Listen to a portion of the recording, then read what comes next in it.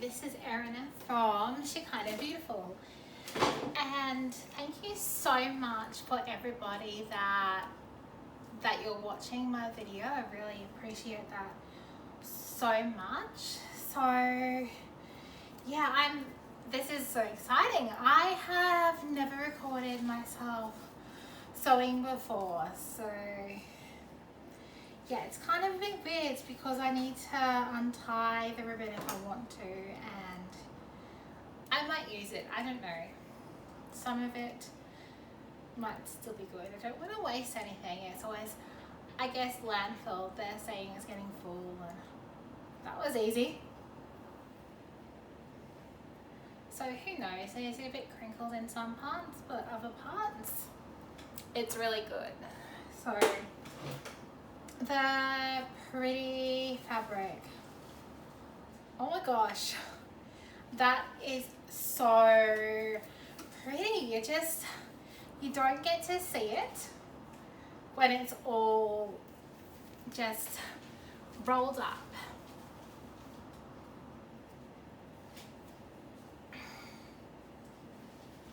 I don't think I got to see how pretty all of this was. It is really, really nice.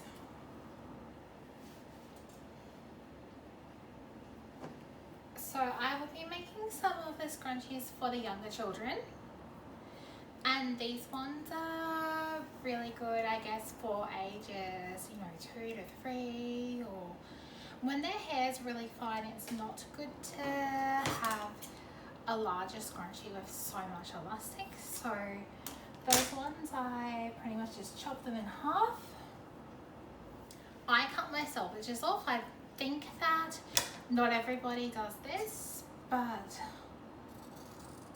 I found that because I'm overlocking, if I don't cut selvages off first, then I pretty much find that they end up in the scrunchie and you might see little holes in it. So yeah, I'll have to do a close-up for that.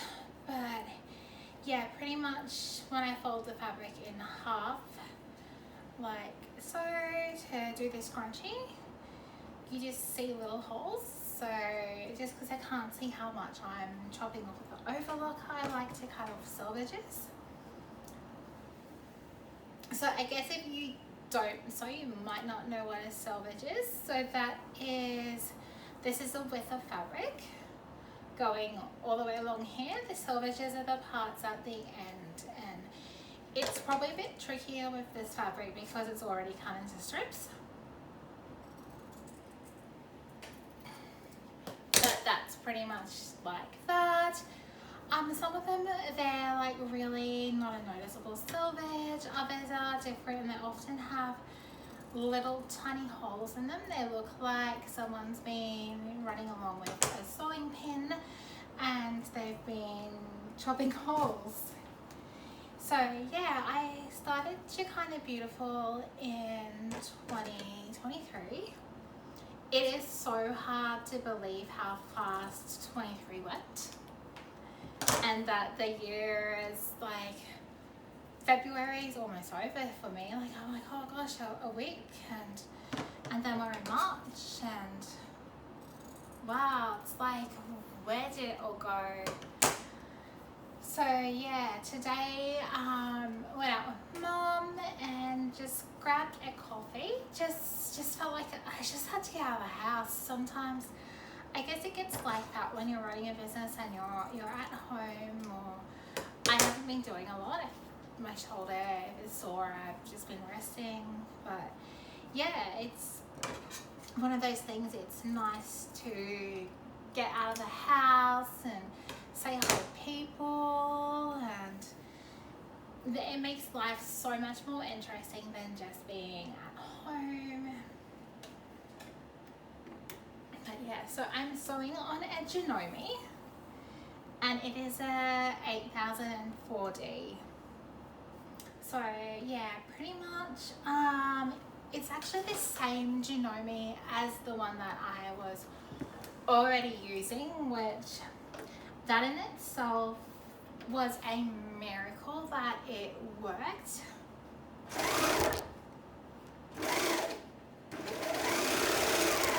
So that Janome, it had been given to us, which is, it's always a blessing when that happens, but it hadn't been used a lot, and I just sewed and sewed and sewed and sewed on it until it played up. There were a few funny videos. It's on Facebook, probably like a live one. I know that Yumi loved it, and some of the other people that follow me would have seen it, and Mum and I were laughing our heads off just because it was literally so funny.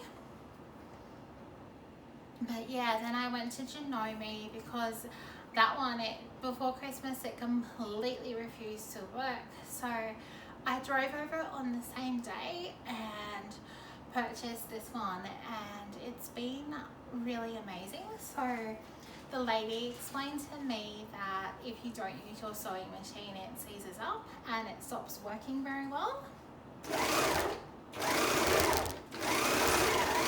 And so that's what happened to the Janome. Consequently, it's sitting here waiting until it gets serviced. So I pretty much, with my sewing, like I didn't have time to put it in for a service because I had to do the Christmas scrunchies. So for markets and all of those kind of things, it was either find the way and continue Shekhinah Beautiful, or it was like don't have the overlocker and don't do any sewing. And like overlocking is one of my selling points, that it doesn't fray as much. I mean, obviously if it's a cotton, it's not gonna fray. Something like a chiffon kind of material, it will fray a lot more, or satins, particularly if it's a lower quality satin, they always fray heaps. But yeah, or linen's another good one that often frays a lot, and I actually have fray stop for the linen scrunchies, like the one in my hair, so that when I'm doing the last edge part, it won't fray.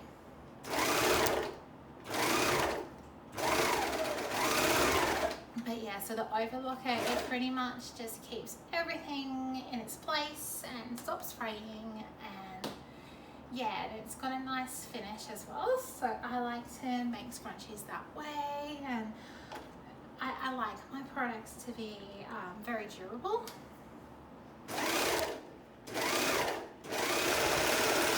It's really important for me and for my brand.